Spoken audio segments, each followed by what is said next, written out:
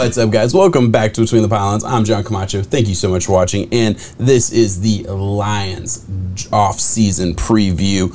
Let's get right into it. If you are a Lions fan, you've never heard of this channel, I really appreciate a like and subscribe. This is a football channel focusing on the NFL draft. I'm a huge draft nerd, but I do, videos here and there in the NFL season talking about NFL players and teams. But man, draft season is here, and I am a huge draft nerd. Like I said, draft profiles, mock drafts, all that stuff. So if you're interested in stuff like that, it really helps out if you subscribe. But we're going to be talking about the Lions today. Let me know in the comments if you disagree with any of this, like any of this, what you think your team should do. I really appreciate that type of insight. It really, really does help. So let's get right into it here with the offseason preview. Projected cap 23 mil, so not a ton of room to work around. We're not going to be able to go get some top tier guys. Really, no free agents that you're not gonna lose sleep over. Really, I mean, I usually say key 2022 free agents, and I deleted the key because it's like, man, none of these guys are a huge difference maker. Team needs lots of needs here, right? Lions obviously are rebuilding, but I think rebuilding the right way. This is a team who they do have a pretty good offensive line. You don't see a lot of bad teams with a good offensive line, but like the Lions are secretly kind of one of them, right? Like offensive line isn't going to be a big need. It's not going to be, something I'm going to focus on. Really, you need help at edge. Well, you're going to get one of the top two because you're sitting there with the second overall pick. You need help at, wide receiver. Yeah. You probably are going to need a quarterback down the line, but I would build the team around the quarterback and then sit a quarterback who's deserving in there. I wouldn't go quarterback year one. I just wouldn't. I would stick around with Goff. You're paying him anyway. You got some extra picks for it. So let's go that route. And hey, let's check out free agents. So what we're going to do with free agency is we're really just going to cheat and find a list of the top 100 free agents and talk about some of the guys that could fit on the Lions. That's how I'm going to do it here because, yeah, I think that's the only way to do it. It's all hearsay, right? I'm not going to make a bunch of graphics and stuff about things that could happen. But yeah, there's a lot of interesting opportunities here. I don't see the Lions as a team that's going to go get one of the top tier guys. I would love for them to add a wide receiver to a wide receiver core that just doesn't have any big names on it. Can you get a Mike Williams if he leaves the Chargers? He's going to be looking for a payday. Can you get Mike Williams at a kind of a discount when Devontae Adams, Chris Godwin, Allen Robinson to a lesser degree are all going to be looking to get paid? Mike Williams probably not going to get the kind of money those guys are going to get. That'd be interesting. Could you go get a Marcus Williams, help out at safety? Yeah, sure. That would be a pretty good pick. J.C. Jackson is a very, very underrated cornerback option, and he's going to be leaving New England, just assuming, because New England never wants to pay their corners, and J.C. Jackson is a really, really, really good corner. So I could see that as a real possibility, and cornerback is definitely a need. Cornerback, safety, DB in general is definitely a need. So could you go grab one of those guys? You have the money to pay one of them. Probably not both of them for sure. You're not going to be able to just splurge in this class. So I think really what I would probably do is see if you can get a Jesse Bates on the cheap, all right? Jesse Bates coming from Cincinnati. I would imagine he's probably going to want a payday, get that Super Bowl bump, right? Maybe not. A Darius Williams from the LA Rams, another Super Bowl bump guy that he's been kind of a budget guy for the Rams. I could see him trying to get a payday, but he's not going to get top tier money. I would love an Emmanuel Ojebar. Again, I said I was a Dolphins fan. He was one of their best defensive ends for Miami, and I would imagine they're going to do everything they can to keep him and retain him.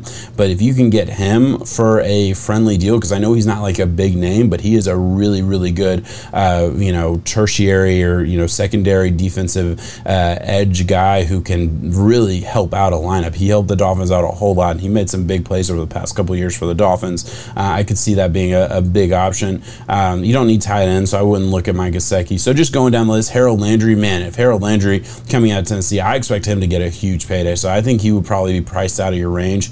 Then you get kind of a list of guys, man. Kirk, Gallup, DJ Shark, pick your poison. I really, really want the Lions to get one of these guys, like Juju Smith-Schuster, Will Fuller to a lesser degree for me anyway.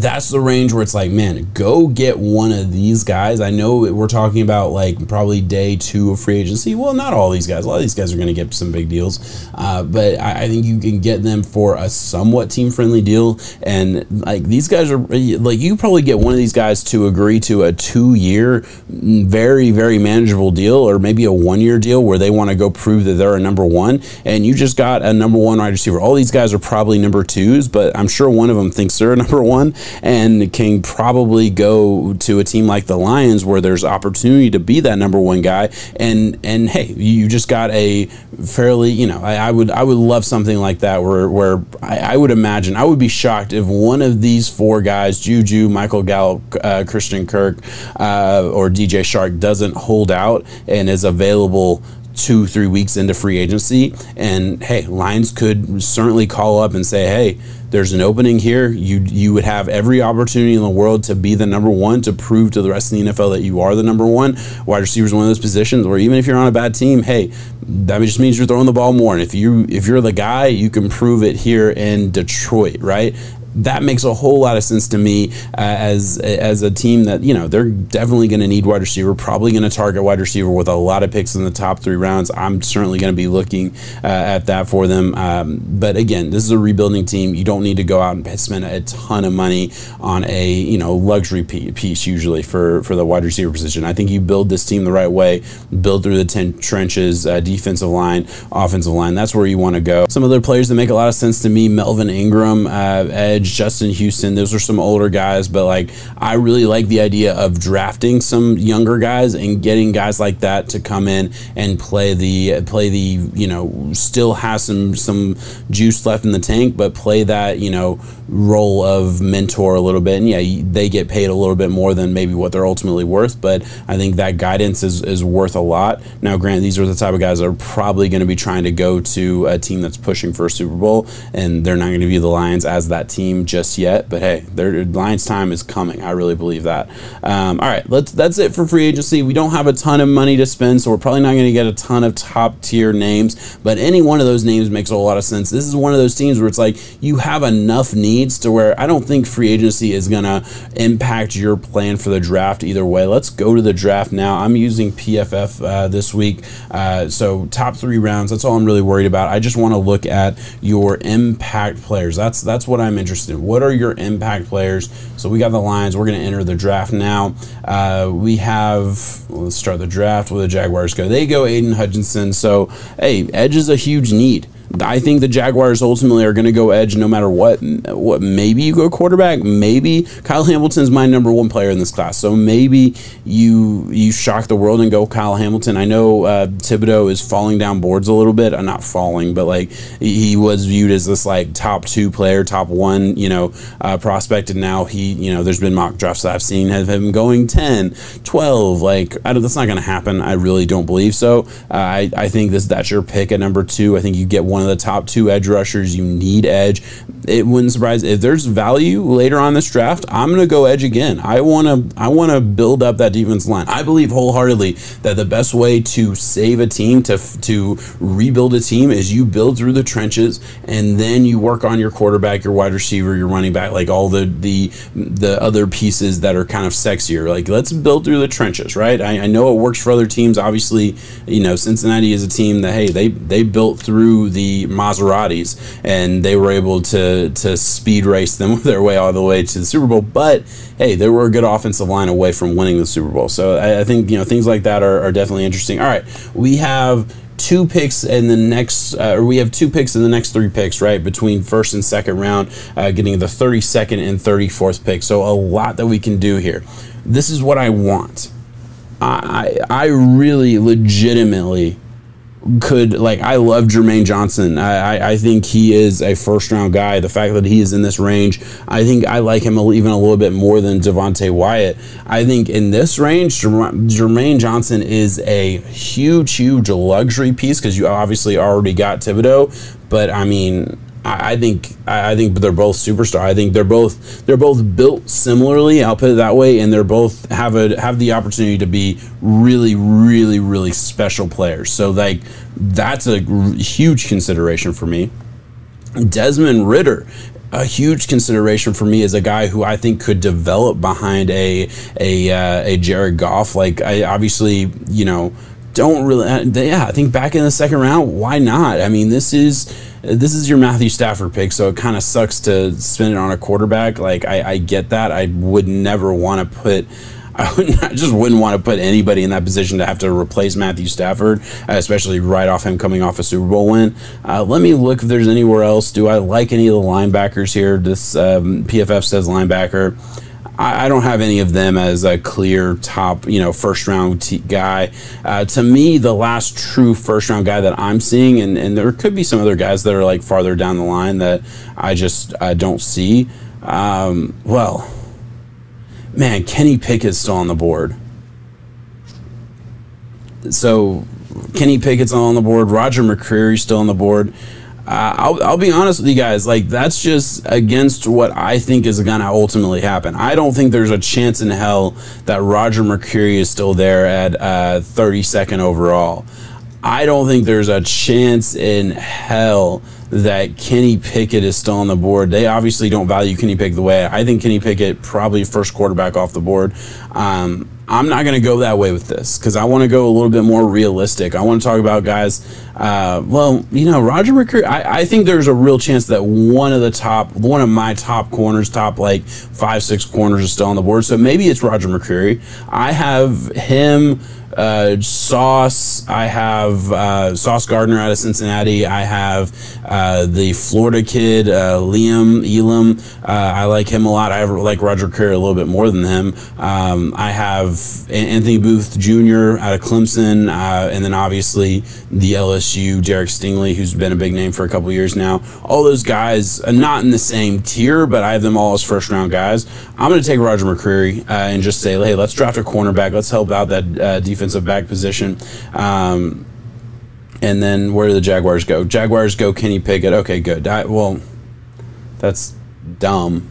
But okay, this PFF the system's not working that great for me. I'm not gonna lie, Jaguars would never take Kenny Pickett. But okay, whatever. Kenny Pickett's off the board. I'm not gonna go quarterback in this just because I just disagree with that. I think Devontae Wyatt's a real chance he could be there. Jermaine Johnson, I already talked about him a good bit.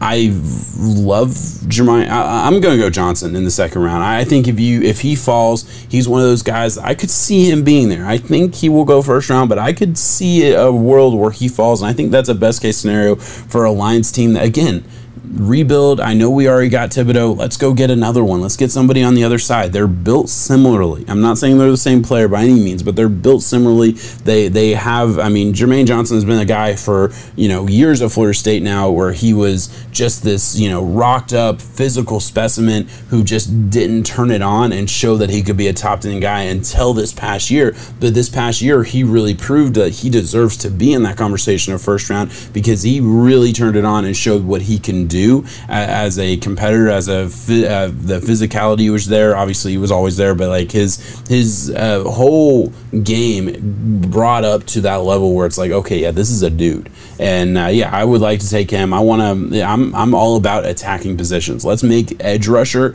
a strength, and if we hit on both those picks, that's exactly what it is now for the Detroit Lions here. All right, we're picking at 66. Got the second to top pick in the third round here. All right, let's see if there's any just dumb players that should not still be on the board. Nick Bonito, edge out of Oklahoma. I like him. I actually like the linebacker of Oklahoma a lot too. Let's see if there's. We already dropped a corner, but I was just kind of curious where the cornerback situation was.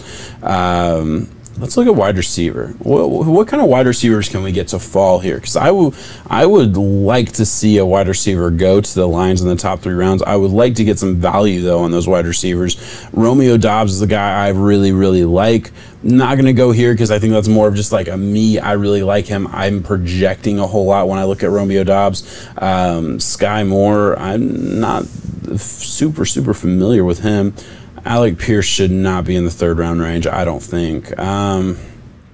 And it's tough. The wide receiver position this year, it's a little bit like you fall out of that second round range, and obviously we're at the beginning of the third round, and like there's definitely some names that I could have seen falling in this range that I liked, but like I have a handful of names that I like in the second round, and after that, like it gets a little bit sparse for me anyway. And Romeo Doubs is one of those names I do like in the second round, but I'm gonna stay away from that just because I think that's, again, I haven't seen that anywhere else. I've just seen that as a guy that I like a whole lot. Is there any value at running back? Man, Breece Hall still on the board. I know build through the trenches and all that, but man, Breece Hall still on the board. That's a value pick to me. Parham on the board. That's a value pick to me, in my opinion. I don't think he should still be on the board. Tackle, I could see. No, nothing. Nobody stands out there for me. Guys that I like later on, actually. Safety, you know, I don't think that Cincinnati safety was, I don't know. I don't think he should be in that range either. No, I'll be honest, nobody that I've watched other than this guy who I'm not the biggest fan of.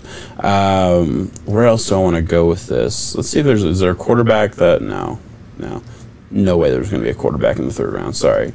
I'm going to do it. I'm going to take my favorite player still on the board, and that's Breece Hall. Breece Hall, an absolute baller.